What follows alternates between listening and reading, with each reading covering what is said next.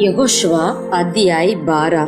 ਇਹ ਉਸ ਦੇਸ਼ ਦੇ ਰਾਜੇ ਹਨ ਜਿਨ੍ਹਾਂ ਨੂੰ ਇਸਰਾਏਲੀਆਂ ਨੇ ਮਾਰਿਆ ਅਤੇ ਜਿਨ੍ਹਾਂ ਦੇ ਦੇਸ਼ ਉੱਤੇ ਯਰਦਨ ਦੇ ਪਾਰ ਸੂਰਜ ਦੇ ਚੜ੍ਹਦੇ ਪਾਸੇ ਕਬਜ਼ਾ ਕਰ ਲਿਆ, ਅਰਥਾਤ ਅਰਨੋਨ ਦੀ ਵਾਦੀ ਤੋਂ ਹਰਮੋਨ ਦੇ ਪਰਬਤ ਤੀਕ ਅਤੇ ਸਾਰਾ ਮੈਦਾਨ ਚੜ੍ਹਦੇ ਪਾਸੇ ਵੱਲ।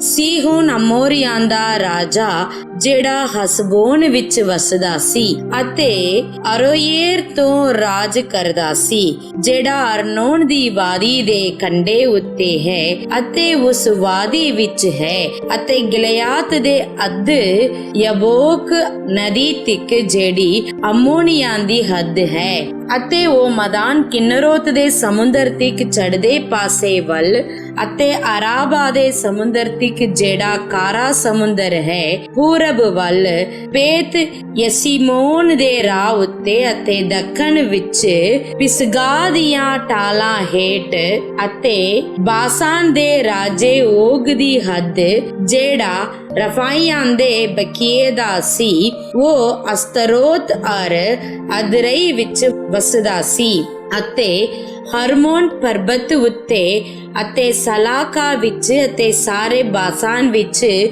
ਗਸੂਰੀਆਂ ਅਰ ਮਕਾਤੀਆਂ ਦੀ ਹੱਦ ਤੱਕ ਰਾਜ ਕਰਦਾ ਸੀ। ਨਾਲੇ ਗਿਲਿਆਦ ਦਾ ਅੱਧ ਜਿਹੜਾ ਹਸਬੋਨ ਦੇ ਰਾਜੇ ਸੀਹੋਨ ਦੀ ਹੱਦ ਹੈ।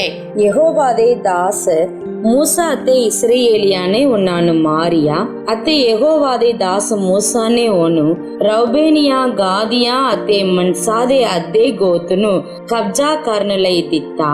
ਇਹ ਉਸ ਦੇਸ਼ ਦੇ ਰਾਜੇ ਹਨ ਜਿਨ੍ਹਾਂ ਨੂੰ ਯਹੋਸ਼ੁਆ ਅਤੇ ਇਸਰਾਏਲੀਆਂ ਨੇ ਯਰਦਨ ਪਾਰ ਲਹਿੰਦੇ ਪਾਸੇ ਬਾਆਲ ਗਾਦ ਤੋਂ ਜਿਹੜਾ ਲਾਬਨੋਨ ਦੀ ਦੂਨ ਵਿੱਚ ਹੈ, ਹਲਾਕ ਪਰਬਤ ਤੱਕ ਜਿਹੜਾ ਸੇਈਰ ਵੱਲ ਚੜ੍ਹਦਾ ਹੈ, ਮਾਰਿਆ। ਯਹੋਸ਼ੁਆ ਨੇ ਉਹਨੂੰ ਇਸਰਾਏਲ ਦੀਆਂ ਗੋਤਾਂ ਨੂੰ ਉਹਨਾਂ ਦੀਆਂ ਹਿੱਸਿਆਂ ਅਨੁਸਾਰ ਕਬਜ਼ਾ ਕਰਨ ਲਈ ਦੇ ਦਿੱਤਾ। ਪਹਾੜ ਵਿੱਚ, ਬੇਟ ਵਿੱਚ, ਮੈਦਾਨ ਵਿੱਚ, ਟਾਲਾਂ ਵਿੱਚ, ਉਜਾੜ ਵਿੱਚ ਅਤੇ ਦੱਖਣ ਵਿੱਚ ਹਿੱਤੀ, ਅਮੋਰੀ, ਕਨਾਨੀ, ਫਰੀਜੀ, ਹਿੱਵੀ ਅਤੇ ਯਬੂਸੀ, ਯਰੀਹੋ ਦਾ ਰਾਜਾ ਇੱਕ, ਆਈ ਦਾ ਜਿਹੜਾ ਬੇਤੇਲ ਕੋਲ ਹੈ ਰਾਜਾ ਇੱਕ, ਯਰੂਸ਼ਲਮ ਦਾ ਰਾਜਾ ਇੱਕ, ਹਬਰੋਨ ਦਾ ਰਾਜਾ ਇੱਕ, ਯਰਮੂਤ ਦਾ ਰਾਜਾ ਇੱਕ, ਲਾਕੀਸ ਦਾ ਰਾਜਾ ਇੱਕ, ਅਗਲੋਨ ਦਾ ਰਾਜਾ ਇੱਕ, ਗਜਰ ਦਾ ਰਾਜਾ ਇੱਕ, ਦਬੀਰ ਦਾ ਰਾਜਾ ਇੱਕ, ਗਦਰ ਦਾ ਰਾਜਾ ਇੱਕ, ਹਰਾਮਾ ਦਾ ਰਾਜਾ ਇੱਕ, ਅਗਦ ਦਾ ਰਾਜਾ ਇੱਕ, ਲਿਬਨਾ ਦਾ ਰਾਜਾ ਇੱਕ, ਅਦੁਲਾਮ ਦਾ ਰਾਜਾ ਇੱਕ, ਮਕੇਦਾ ਦਾ ਰਾਜਾ ਇੱਕ, ਬੇਤੇਲ ਦਾ ਰਾਜਾ ਇੱਕ, ਤਪੂਆ ਦਾ ਰਾਜਾ ਇੱਕ, ਹੇਫਰ ਦਾ ਰਾਜਾ ਇੱਕ, ਅਫੇਰ ਦਾ ਰਾਜਾ ਇੱਕ, ਲਸਾਰੋਨ ਦਾ ਰਾਜਾ ਇੱਕ, ਮਾਦੋਨ ਦਾ ਰਾਜਾ ਇੱਕ, ਹਾਸੋਰ ਦਾ ਰਾਜਾ ਇੱਕ, ਸਿਮਰੋਨ ਮਰੋਨ ਦਾ ਰਾਜਾ ਇੱਕ, ਅਕਸਾਫ ਦਾ ਰਾਜਾ ਇੱਕ, ਤਿਆਨਕ ਦਾ ਰਾਜਾ ਇੱਕ, ਮਗਿਦੋ ਦਾ ਰਾਜਾ ਇੱਕ, ਕਦਸ ਦਾ ਰਾਜਾ ਇੱਕ, ਕਰਮਲ ਵਿੱਚ ਯਾਕਨ ਆਮ ਦਾ ਰਾਜਾ ਇੱਕ, ਦੌਰ ਦੀ ਉਚਾਈ ਵਿੱਚ ਦੌਰ ਦਾ ਰਾਜਾ ਇੱਕ, ਗਿਲਗਾਲ ਵਿੱਚ ਗੋਇਮ ਦਾ ਰਾਜਾ ਇੱਕ, ਤਿਰਸ਼ਾ ਦਾ ਰਾਜਾ ਇੱਕ। ਸਾਰੇ ਰਾਜੇ 31 ਹਨ। ਅਯੂਬ ਅਧਿਆਇ 6। ਤਾਂ ਅਯੂਬ ਨੇ ਉੱਤਰ ਦੇ ਕੇ ਆਖਿਆ, ਕਾਸ਼ ਕੀ ਮੇਰੀ ਤਕਲੀਫ ਚੰਗੀ ਤਰ੍ਹਾਂ ਤੋਲੀ ਜਾਂਦੀ ਅਤੇ ਮੇਰੀ ਸਾਰੀ ਵਿਪਤਾ ਤਕੜੀ ਵਿੱਚ ਰੱਖੀ ਜਾਂਦੀ। ਹੁਣ ਤਾਂ ਉਹ ਸਮੁੰਦਰ ਦੀ ਰੇਤ ਨਾਲੋਂ ਵੀ ਭਾਰੀ ਹੁੰਦੀ। ਇਸ ਲਈ ਮੇਰੀਆਂ ਗੱਲਾਂ ਜੋਸ਼ ਵਾਲੀਆਂ ਸਨ, ਕਿਉਂ ਜੋ ਸਰਬਸ਼ਕਤੀਮਾਨ ਦੇ ਬਾਣ ਮੇਰੇ ਵਿੱਚ ਲੱਗੇ ਹੋਏ ਹਨ, ਜਿਨ੍ਹਾਂ ਦੀ ਵਿਸ਼ ਮੇਰਾ ਆਤਮਾ ਪੀਂਦਾ ਹੈ। ਪਰਮੇਸ਼ਰ ਦੇ ਹੋਲ ਮੇਰੇ ਵਿਰੋਧ ਪਾਲਾਂ ਬੰਨੀ ਖੜੇ ਹਨ।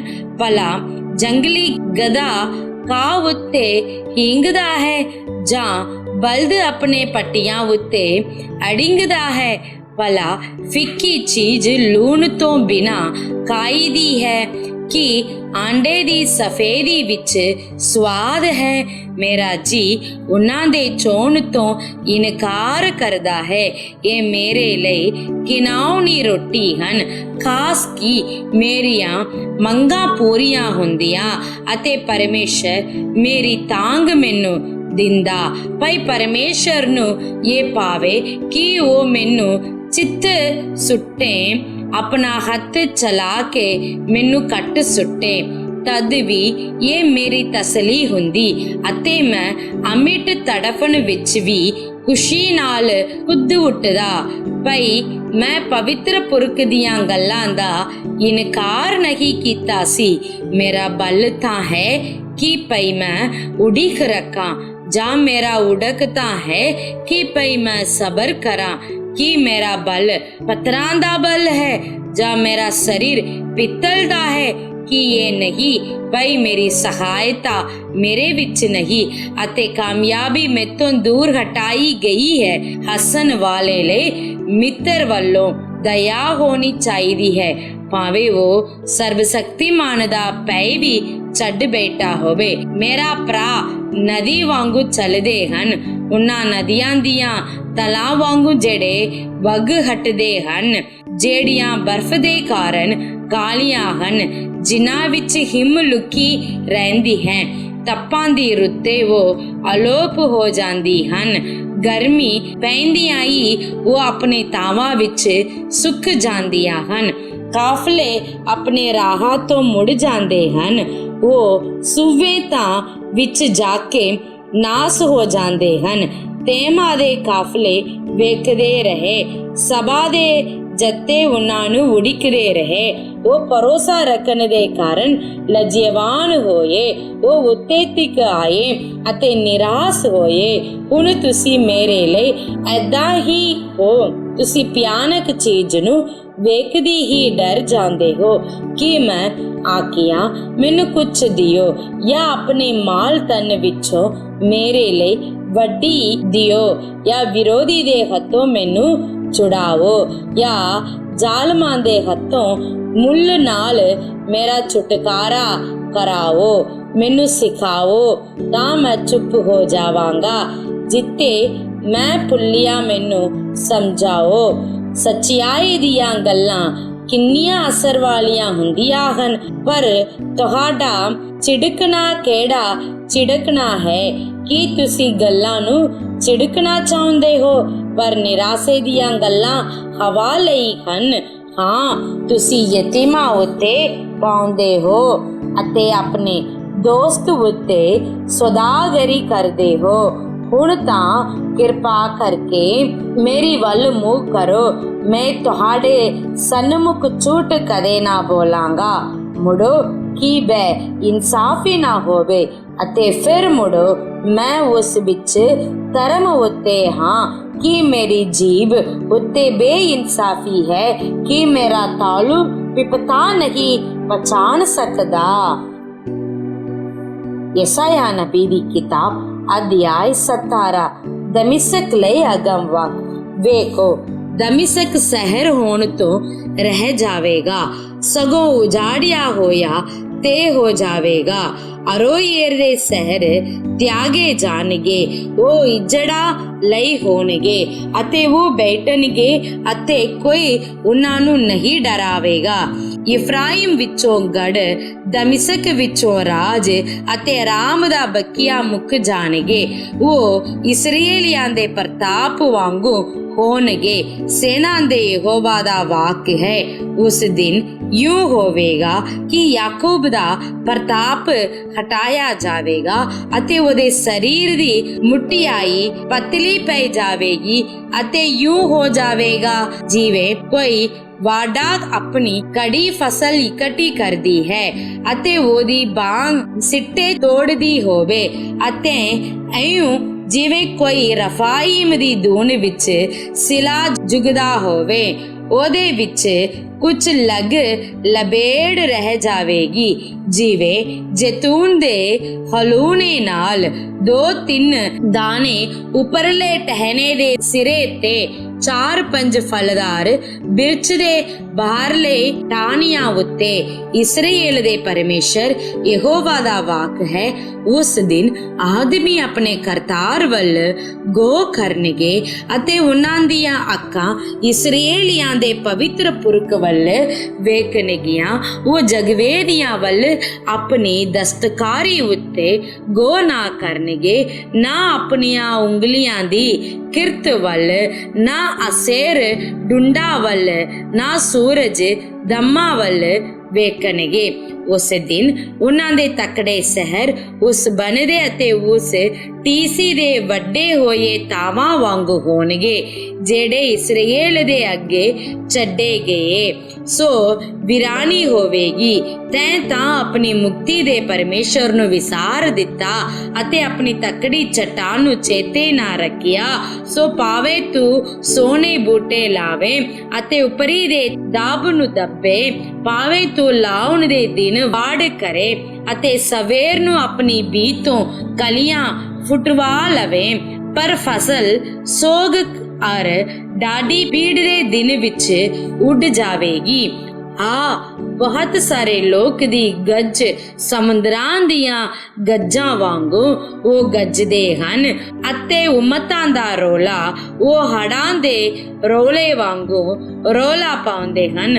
ਉਮਤਾਂ ਬਹੁਤੇ ਪਾਣੀਆਂ ਦੇ ਰੋਲੇ ਵਾਂਗੂ ਰੋਲਾ ਪਾਉਂਦੇ ਹਨ, ਪਰ ਉਹ ਉਹਨਾਂ ਨੂੰ ਛਿੜਕੇਗਾ ਅਤੇ ਉਹ ਦੂਰ ਦੂਰ ਨੱਟ ਜਾਣਗੇ, ਜਿਵੇਂ ਪਹਾੜਾਂ ਦਾ ਪੌਣ ਅੱਗੋਂ, ਜਿਵੇਂ ਵਾਵਰੋਲੇ ਦੀ ਧੂੜ ਚੱਕੜ ਚੋਲੇ ਅੱਗੋਂ ਉਹ ਭਜਾਏ ਜਾਣਗੇ। ਸਮਾਂ ਦੇ ਵੇਲੇ ਵੇਖੋ ਪੈਜਲ ਸਵੇਰ ਤੋਂ ਪਹਿਲਾਂ ਉਹ ਹਨ ਹੀ ਨਹੀਂ।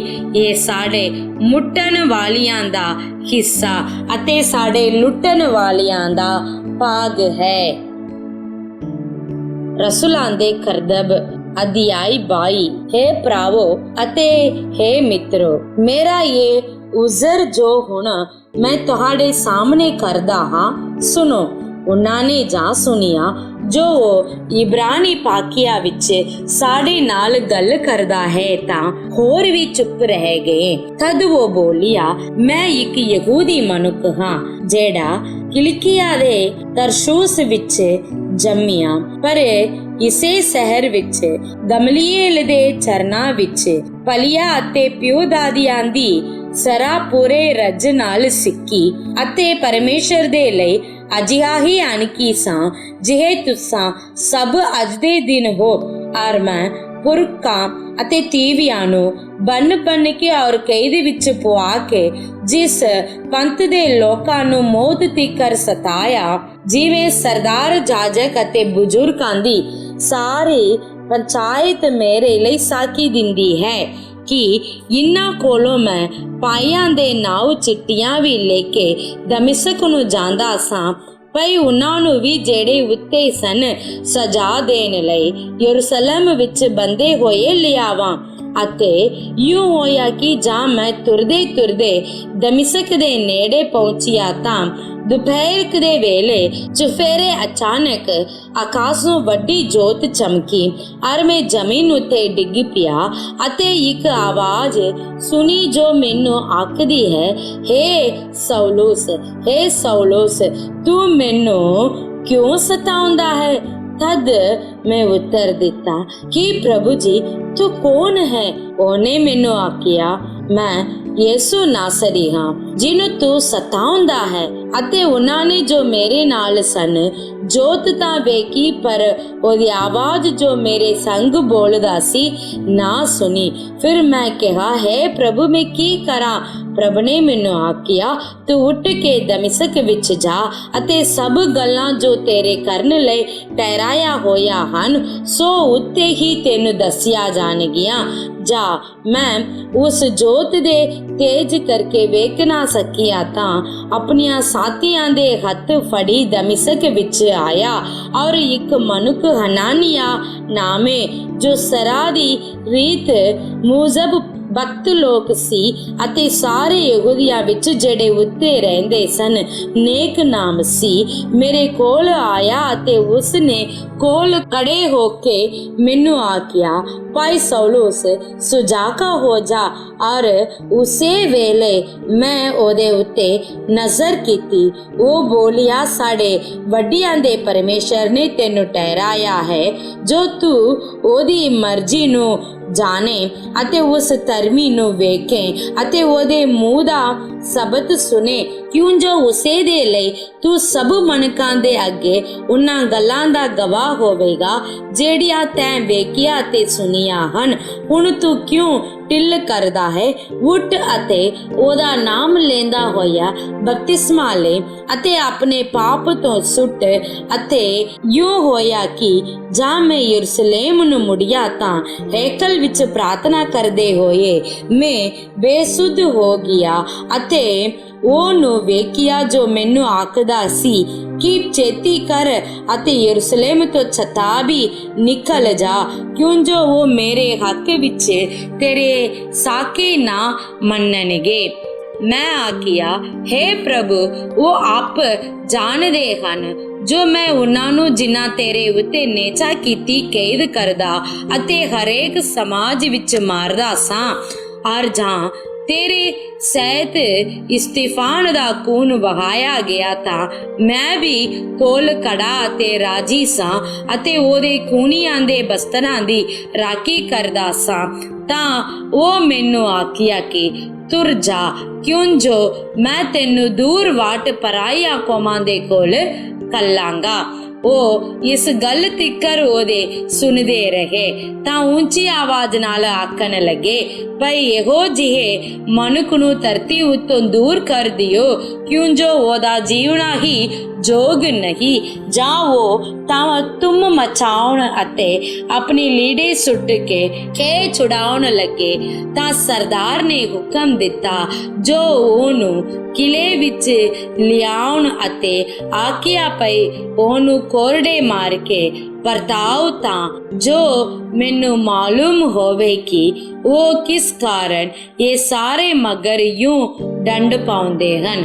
ਜਾਂ ਉਹਨਾਂ ਉਹਨੂੰ ਦਸਮੀਆਂ ਨਾਲ ਝਗੜਿਆ ਤਾਂ ਪੌਲੁਸ ਨੇ ਸੂਬੇਦਾਰ ਨੂੰ ਜਿਹੜਾ ਕੋਲ ਖੜਾ ਸੀ ਆਖਿਆ ਕਿ ਤੁਹਾਨੂੰ ਯੋਗ ਹੈ ਜੋ ਇੱਕ ਰੋਮੀ ਆਦਮੀ ਨੂੰ ਦੋਸ਼ ਸਾਬਤ ਕੀਤਿਆਂ ਬਿਨਾਂ ਕੋਰੜੇ ਮਾਰੋ। ਜਾਂ ਸੂਬੇਦਾਰ ਨੇ ਇਹ ਸੁਣਿਆ ਤਾਂ ਸਰਦਾਰ ਦੇ ਕੋਲ ਜਾ ਕੇ ਖਬਰ ਦਿੱਤੀ ਅਤੇ ਕਿਹਾ, ਤੁਸੀਂ ਇਹ ਕੀ ਕਰਨ ਲੱਗੇ ਹੋ? ਇਹ ਮਨੁੱਖ ਤਾਂ ਰੋਮੀ ਹੈ। ਸਰਦਾਰ ਨੇ ਕੋਲ ਜਾ ਕੇ ਉਹਨੂੰ ਆਖਿਆ, ਮੈਨੂੰ ਦੱਸ ਤੂੰ ਰੋਮੀ ਹੈ? ਉਹ ਬੋਲਿਆ, ਹਾਂ ਜੀ। ਉਹ ਬੋਲਿਆ, ਹਾਂ ਜੀ। ਤਾਂ ਸਰਦਾਰ ਨੇ ਅੱਗੋਂ ਆਖਿਆ, मैं बहुत पैसा खर्च के ये मरातबा पाया। पौलुस बोलिया, पर मैं अजिहा ही जमिया। ਉਪਰੰਤ ਜਿਹੜੇ ਉਹਨੂੰ ਪਰਤਾਉਣ ਲੱਗੇ ਸਨ ਉਹ ਛੱਟ ਉਹਦੇ ਕੋਲੋਂ ਹਟ ਗਏ ਅਤੇ ਸਰਦਾਰ ਵੀ ਇਹ ਜਾਣ ਕੇ ਪਈ ਉਹ ਰੋਮੀ ਹੈ ਅਤੇ ਮੈਂ ਉਹਨੂੰ ਬੰਨਿਆ ਡਰ ਗਿਆ। ਅਗਲੇ ਪਲਕ ਉਸਨੇ ਇਹ ਇਸ ਇਰਾਦੇ ਨਾਲ ਜੋ ਹਕੀਕਤ ਮਾਲੂਮ ਕਰੇ ਭਈ ਯਹੂਦੀਆਂ ਨੇ ਉਹਦੇ ਉੱਤੇ ਕਿਉਂ ਦੋਸ਼ ਲਾਇਆ ਹੈ ਉਹਨੂੰ ਕੋਲ ਦਿੱਤਾ ਅਤੇ ਪ੍ਰਧਾਨ ਜਾਜਕਾਂ ਤੇ ਸਾਰੀ ਮਹਾ ਸਭਾ ਦੇ ਇਕੱਠੇ ਹੋਣ ਦਾ ਹੁਕਮ ਦਿੱਤਾ। ਫਿਰ ਉਸਨੇ ਪੌਲੁਸ ਨੂੰ ਹੇਠ ਉਤਾਰ ਕੇ ਉਹਨਾਂ ਦੇ ਸਾਹਮਣੇ ਖੜਾ ਕੀਤਾ। ਆਮੀਨ ਆਮੀਨ। ਸਭਨਾਂ ਨੂੰ ਪਿਆਰ ਭਰੀ ਜੈ ਮਸੀਹ ਦੀ। ਅੱਜ ਜੋ ਆਪਾਂ ਵਚਨ ਪੜ੍ਹਿਆ ਸੀ ਉਸ ਵਿੱਚੋਂ ਕੁਝ ਗੱਲਾਂ ਨੂੰ ਧਿਆਨ ਕਰਾਂਗੇ। ਯਹੋਸ਼ੂਆ ਦੀ ਕਿਤਾਬ ਅਧਿਆਇ 12 ਦੇ ਵਿੱਚ ਵੇਖਦੇ ਹਾਂ ਕਿ ਯਹੋਵਾ ਪਰਮੇਸ਼ਰ ਸਾਰੇ 31 ਰਾਜਾਂ ਨੂੰ ਅਤੇ ਉਹਨਾਂ ਦੀ ਹੱਦਾਂ ਨੂੰ ਇਸਰਾਏਲੀਆਂ ਦੇ ਵਸ ਵਿੱਚ ਕਰਦਾ ਹੈ। ਇਹਨਾਂ ਦੇ ਖਿਲਾਫ ਯਹੋਸ਼ੂਆ ਲੜਨ ਲਈ ਜਾ ਰਿਹਾ। ਉਹਨਾਂ ਸਾਰਿਆਂ ਨਾਲ ਲੜ ਕੇ ਉਹਨਾਂ ਉੱਤੇ ਜਿੱਤ ਪ੍ਰਾਪਤ ਕਰਕੇ ਉਹਨਾਂ ਨੂੰ ਨਾਸ ਕਰਕੇ ਉਹਨਾਂ ਦੇ ਦੇਸ਼ਾਂ ਨੂੰ ਇਸਰਾਏਲੀਆਂ ਲਈ ਵੰਡਦਾ ਹੋਇਆ ਆਪਾਂ ਇਸ ਅਧਿਆਇ ਦੇ ਵਿੱਚ ਵੇਖਦੇ ਹਾਂ। ਅਯੂਬ ਦੇ ਕਿਤਾਬ ਅਧਿਆਇ 6 ਦੇ ਵਿੱਚ ਵੇਖਦੇ ਹਾਂ ਅਲੀਫਾਸ ਨੂੰ ਅਯੂਬ ਉੱਤਰ ਇਸ ਪ੍ਰਕਾਰ ਦੇ ਰਿਹਾ ਹੈ ਕਿ ਮੇਰਾ दुख मेरे सहन तो ज्यादा है। मेरा पार जो है मैथों चकिया नहीं जा रहा है, वो समुद्र दी रेत तो भी वधिक पार है। मैनू तेरी सलाह इस प्रकार लगता है कि जिस प्रकार एक अंडे दी सफेदी दा स्वाद, ते मेरा मन तेरी उस सलाह नू ध्यान नहीं दे रहा है। अजे भी मैं प्रभु नू आखदा हां कि वो मैनू चक लेन अते वो मैनू इस धरती दी इस दुनियादारी जिंदगी दे विचों कटा देन, पर मैनू ये नहीं पता लगता है कि काई नू वो मैनू मौत नहीं दिंदा है करके। ते आखदा है कि मैं मेरी करियाई नू जानदा हां, मैं नेकी मनक हां, इस कारण मैं अपने आप नू पापी कदे नहीं कहांगा अते मैं ये ना आखांगा कि मैं अपने पाप दे कारण दुख भोगदा हां। मैनू पता है मैं किद्दां मेरे परमेश्वर नाल रहंदा सी। सो इस प्रकार अय्यूब अपने आप नू धर्मी आखदा होया अते आखदा है कि दुखियारा दे सन्मुख कोई सलाह चंगी सलाह भी कामयाब नहीं हुंदा है। यसाया नबी दी किताब अध्याय 17 दे विच दमिश्क दे खिलाफ यसाया अगम वाक वाच रिया है। उस विच ये आखदा है कि दमिश्क परमेश्वर दे खिलाफ पाप करने दे कारण अते वो परमेश्वर दे उत्ते भरोसा रखने दे बदले इस दुनियादारियां गल्लां उत्ते भरोसा रखने दे कारण परमेश्वर दमिश्क दे लोकां नू मुड्ढों नाश करेगा अते वो उन्हां दी हत्थां दी कमाई नू नाश करेगा। जिस प्रकार एक किसान सारी साल मेहनत करके फसल लई उड़िकदा रहंदा, पर फसल दे समां दे विच ओदा फसल खराब हो जांदी, इस प्रकार में दमिश्क लोकां दी मेहनत नू खराब करांगा करके। नाले परमेश्वर आखदा है कि उन्हां ढूंढ देवतियां दी जगवेदियां नू पालन वालियां दे विरोध चढ़दा हां अते मैं उन्हां नू नाश करांगा। जिस प्रकार मेरे लोकां दे विरोध उठन वालियां नू मैं खत्म कीता, उसे प्रकार मैं मेरे खिलाफ उन्हां जगवेदियां दे उत्ते मत्था टेकन वालियां दी जिंदगी नू भी नाश करांगा। रसूलां दी कथा अध्याय 22 दे विच वेखदे हां, पौलुस यरूशलेम दे विच प्रभु यीशु मसीह दे प्रति गवाही दे रिया। वो खुद दी गवाही नू लोकां नू सुना रिया अते उन्हां सारे लोक जेड़े पौलुस नू सताउण वाले सन, उन्हां दे मुरे ही उहदे सताउण दा उस मौके दे विच भी परमेश्वर दी गवाही नू देण दे लई जतन करदे होए पौलुस नू आपां वेखदे हां। पौलुस बेधड़क अते कोई डर बिना परमेश्वर दी उन्हां गवाहियां नू, उन्हां दर्शनां नू, उन्हां गल्लां नू लोकां दे विचकार सुणाउंदा। लोक भी वो उन्हां दे इब्रानी भाषा दे विच बोलण दे कारण वो ओदे गल नू सुणदे, चुपचाप सुणदे। पर जदों वो आखदा है कि पराइयां कौमां लई परमेश्वर मैनू सुसमाचार सुनाउण लई भेजिया है, तां उदों वो भड़क उठदे अते वो पौलुस दे खिलाफ ऊंची आवाज नाल चिल्लाउंदे अते मारन दे लई कोशिश करदे। उदों रोम दे उन्हां सारे फौजियां ने रोमियां दे उन्हां फौजियां ने उस नू फड़ के मारन ले जांदे। इन्हां सारे अध्याय दे विचों आपां सिੱਖਦੇ हां कि परमेश्वर अपने लोकां नू उन्हां दे मेहनत दा फल दिंदा है, पर जेड़े परमेश्वर दे खिलाफ पाप करदे ने वो अपने मेहनत दा फल नू खो बैठदे ने। पर जेड़ा परमेश्वर उत्ते भरोसा रख के हर पल परमेश्वर दी महिमा करने दे ले, ओदे प्रति गवाही देने दे ले आगे रहता है, वो सदा ऊंचिया कीता जांदा है। जिस प्रकार पौलुस अपने सताउण दे समां दे विच भी परमेश्वर दे प्रति गवाही ਦਿੰਦਾ ਰਹਿੰਦਾ ਸੀ। ਉਸੇ ਪ੍ਰਕਾਰ ਉਹਦੇ ਚੁਣੇ ਹੋਏ ਲੋਕਾਂ ਨੂੰ ਚਾਹੀਦਾ ਹੈ ਕਿ ਪਰਮੇਸ਼ਰ ਦੀ ਮਹਿਮਾ ਨੂੰ ਸਦਾ ਕਰਦੇ ਰਹਿਣ ਦਾ। ਜਿਸ ਪ੍ਰਕਾਰ ਅਯੂਬ ਗਵਾਹੀ ਨੂੰ ਦਿੰਦਾ ਰਹਿੰਦਾ ਸੀ, ਉਸੇ ਪ੍ਰਕਾਰ ਪਰਮੇਸ਼ਰ ਦੀ ਗਵਾਹੀ ਨੂੰ ਆਪਾਂ ਨੂੰ ਇਸ ਧਰਤੀ ਉੱਤੇ ਫੈਲਾਉਣਾ ਚਾਹੀਦਾ ਹੈ। ਸੋ ਪ੍ਰਭੂ ਦੇ ਪਿਆਰਿਓ, ਇਹਨਾਂ ਗੱਲਾਂ ਉੱਤੇ ਧਿਆਨ ਰੱਖਦੇ ਹੋਏ ਪਰਮੇਸ਼ਰ ਦੀ ਗਵਾਹੀ ਨੂੰ ਹਰ ਪਲ ਦੇਣ ਦੇ ਲਈ ਸੰਗੋ ਨਾ। ਪ੍ਰਭੂ ਇਹਨਾਂ ਸਾਰੇ ਵਚਨਾਂ ਦੇ ਰਾਹੀਂ ਆਸੀਸ ਦੇਵੇ। ਜੈ ਮਸੀਹ ਦੀ। God bless you.